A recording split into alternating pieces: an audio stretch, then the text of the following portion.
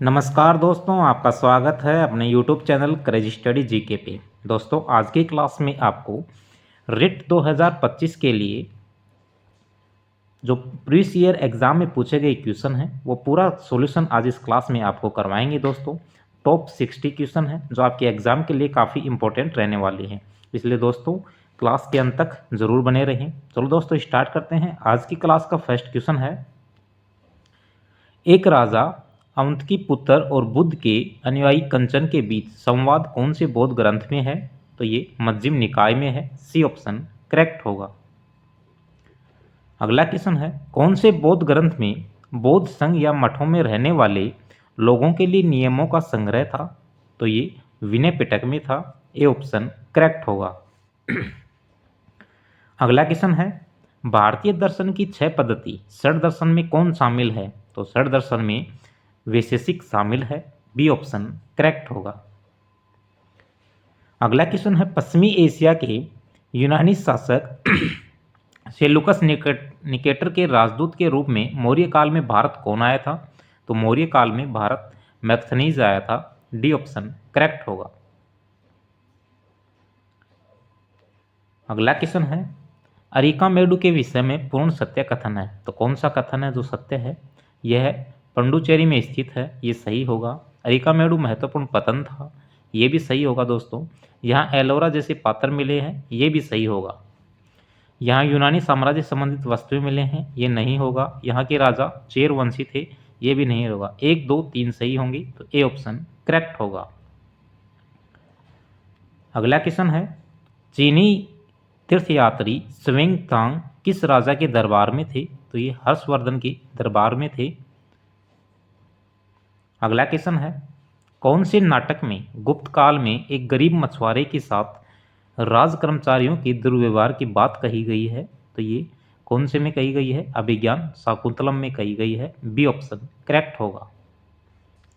अगला क्वेश्चन है, भीतर गांव का मंदिर कहाँ स्थित है? तो ये उत्तर प्रदेश में स्थित है। ए ऑप्शन करेक्ट होगा। अगला क्वेश्चन है, 15वीं शताब्दी के उत्तरार्ध में शंकरदेव जो वैष्णव धर्म के मुख्य प्रचारक थे के उपदेशों को किस नाम से संबोधित किया जाता है? तो उनको किस नाम से संबोधित किया जाता है? इनको भगवती धर्म के नाम से संबोधित किया जाता है। डी ऑप्शन करेक्ट होगा।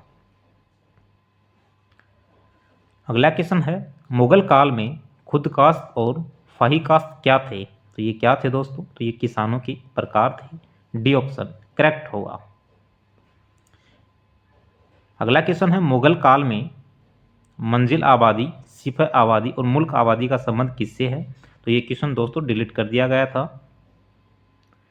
अगला क्वेश्चन है, स्त्री पुरुष तुलना नाम से किताब किसने प्रकाशित करवाई थी? तो ये किताब है, ये ताराबाई शिंदे ने करवाई थी। ए ऑप्शन करेक्ट होगा। अगला क्वेश्चन है, महाराष्ट्र के सतारा में समानांतर सरकार प्रति सरकार की स्थापना कब की गई? तो ये 1943 में की गई थी। बी ऑप्शन करेक्ट होगा। अगला क्वेश्चन है, भारत के संविधान की उद्देशिका में कौन सा शब्द नहीं दिया गया है? कौन सा शब्द है तो नहीं दिया गया है? विश्वास दिया गया है, धर्म दिया गया है, उपासना दी गई है, भाषा नहीं दिया गया है। डी ऑप्शन करेक्ट होगा। अगला क्वेश्चन है, भारत में पथ विक्रेता जीविका संरक्षण और पथ विक्रय विनिमय अधिनियम कब लागू हुआ था? तो ये 2014 में लागू किया गया था। डी ऑप्शन करेक्ट होगा। अगला क्वेश्चन है दोस्तों, अवशिष्ट शक्तियों का सिद्धांत का प्रावधान भारत में किस देश के संविधान से लिया गया है? तो ये कनाडा के संविधान से लिया गया है। डी ऑप्शन करेक्ट होगा। अगला क्वेश्चन है, भारत में राष्ट्रपति फखरुद्दीन अली अहमद की मृत्यु के बाद कार्यवाहक राष्ट्रपति के रूप में किसने कार्य किया है? तो कार्यवाहक राष्ट्रपति के रूप में बी.डी. जत्ती ने कार्य किया था। ए ऑप्शन करेक्ट होगा। अगला क्वेश्चन है, किन दो राज्यों की लोकसभा निर्वाचन क्षेत्रों की संख्या समान है? तो आंध्र प्रदेश और राजस्थान है जिनकी लोकसभा निर्वाचन क्षेत्र है उनकी समान संख्या है। सी ऑप्शन करेक्ट होगा। अगला क्वेश्चन है, बच्चों की दुविधा और मदद के लिए निःशुल्क हेल्पलाइन नंबर है? तो ये 1098 है। डी ऑप्शन करेक्ट होगा। अगला क्वेश्चन है, भारत में किस संविधान संशोधन द्वारा मंत्रिपरिषद का आकार निर्धारित किया गया है? तो ये 91वें संविधान संशोधन द्वारा निर्धारित किया गया है। बी ऑप्शन करेक्ट होगा। अगला क्वेश्चन है दोस्तों, 1989 में किस समिति ने स्थानीय शासन के निकायों को संवैधानिक दर्जा प्रदान करने की सिफारिश की थी? तो कौन सी समिति ने की थी? तो पी.के. थुंगन समिति ने की थी। ए ऑप्शन करेक्ट होगा। अगला क्वेश्चन है, उपाधियों का अंत किस मौलिक अधिकार का हिस्सा है? तो ये समता का अधिकार है, इस मौलिक अधिकार का हिस्सा है। ए ऑप्शन करेक्ट होगा।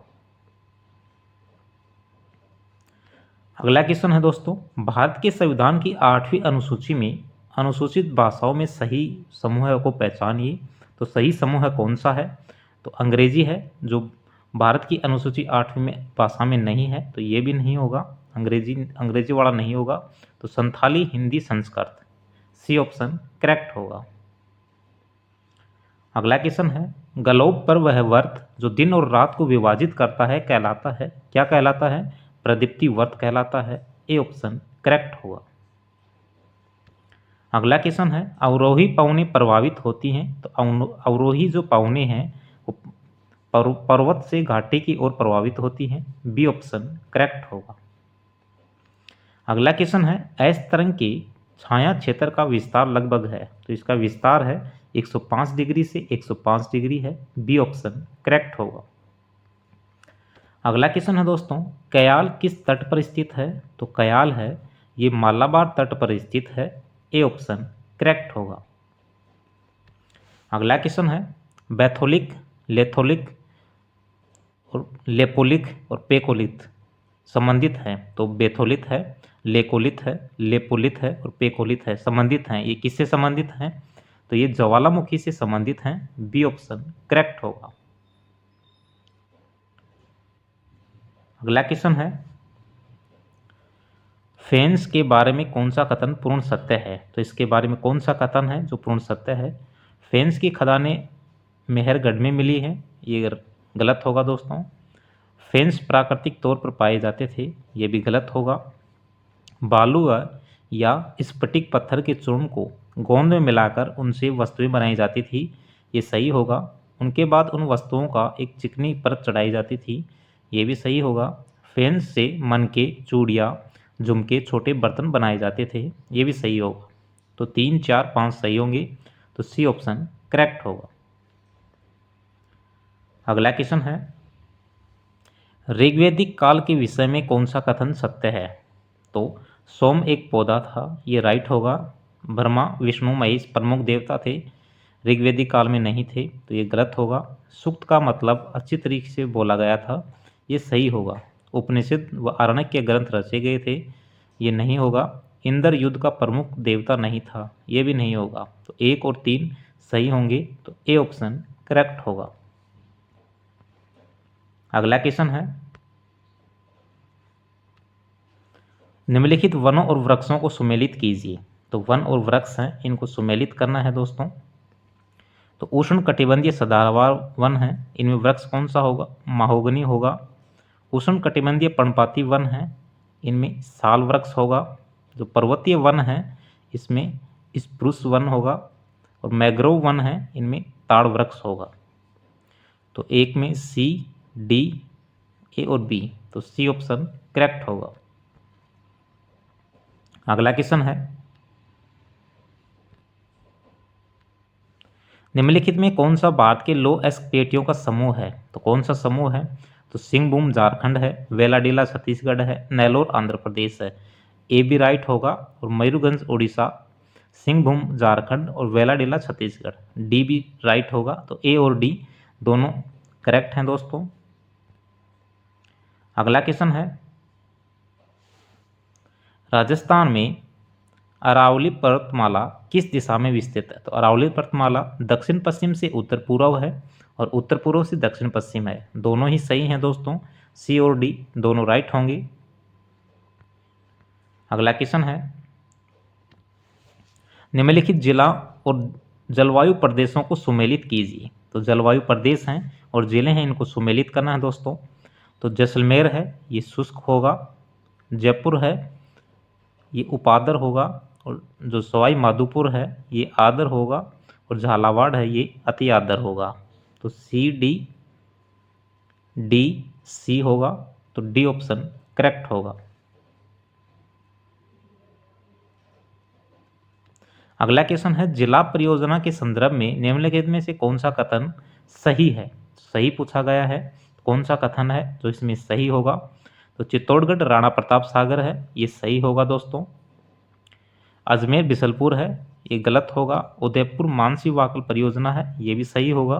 प्रतापगढ़ जाखम परियोजना है, ये भी सही होगा। तो 1 3 4, तो ए ऑप्शन करेक्ट होगा।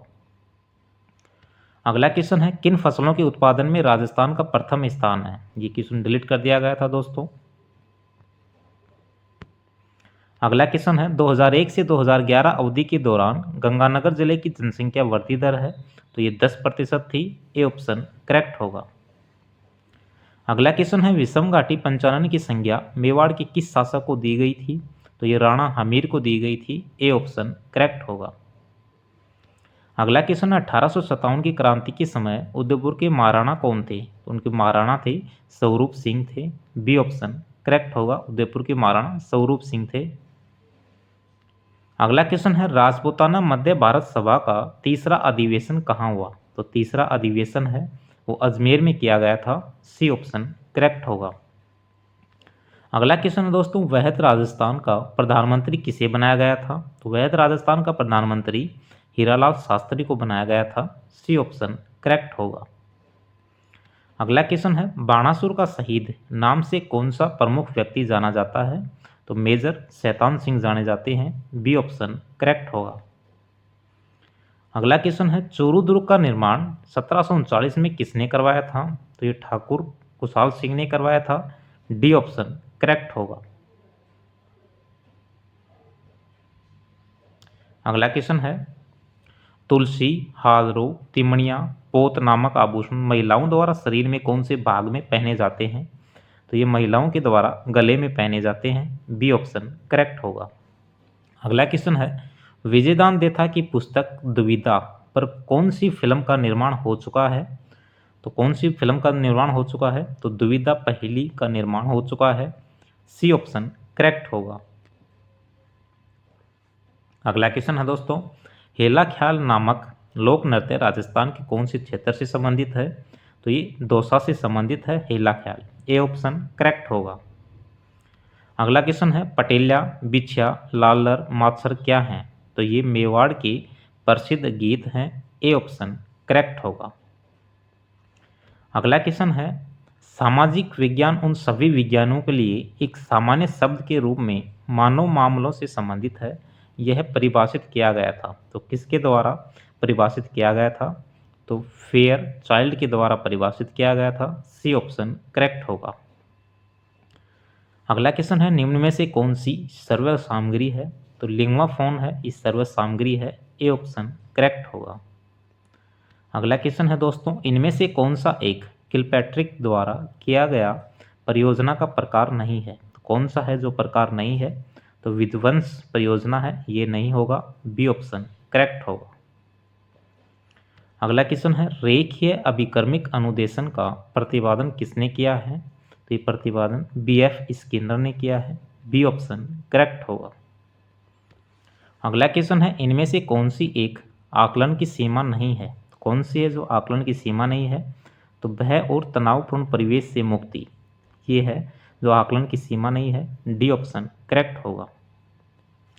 अगला क्वेश्चन है कौन सी एक पाठ योजना की पूर्वापेक्षा नहीं है। तो कौन सी है तो पाठ योजना की पूर्वापेक्षा नहीं है। तो अधिगमकर्ता की पारिवारिक पृष्ठभूमि का ज्ञान है। बी ऑप्शन करेक्ट होगा। अगला क्वेश्चन है दोस्तों निम्न में से कौन सा एक सुमेलित नहीं है। तो सुमेलित कौन सा सही सुमेलित है, कौन सा सही सुमेलित दोस्तों। तो अरस्तु है जो आगमनात्मक और निगमन विधि है इसका प्रयोग करता है। डी ऑप्शन करेक्ट होगा।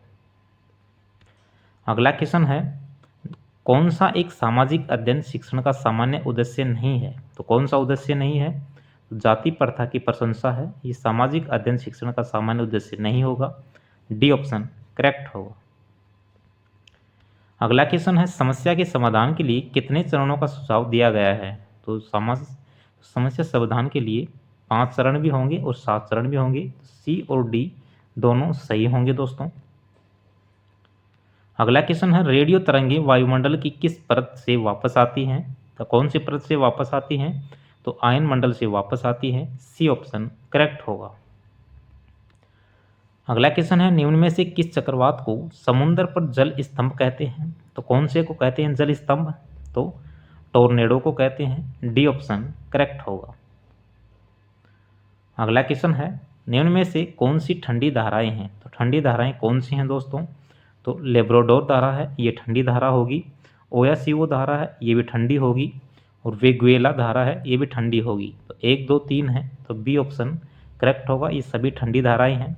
अलास्का धारा है, ये एक गर्म धारा है। अगला क्वेश्चन है, और आज के पेपर का अंतिम क्वेश्चन है, उपभू के समय ज्वारीय क्रम होता है। तो उपभू है, उसके समय ज्वारीय क्रम है वो क्या होता है? सामान्य से अधिक की ओर होता है। सी ऑप्शन करेक्ट होगा। तो दोस्तों, आज की क्लास में आपको रिट 2022 में पूछे गए पेपर का संपूर्ण सॉल्यूशन करवा दिया गया है। ये क्लास आपको कैसी लगी? क्लास को लाइक करना, अपने दोस्तों में शेयर करना। अगर आप चैनल पर नए हो, चैनल को सब्सक्राइब करना।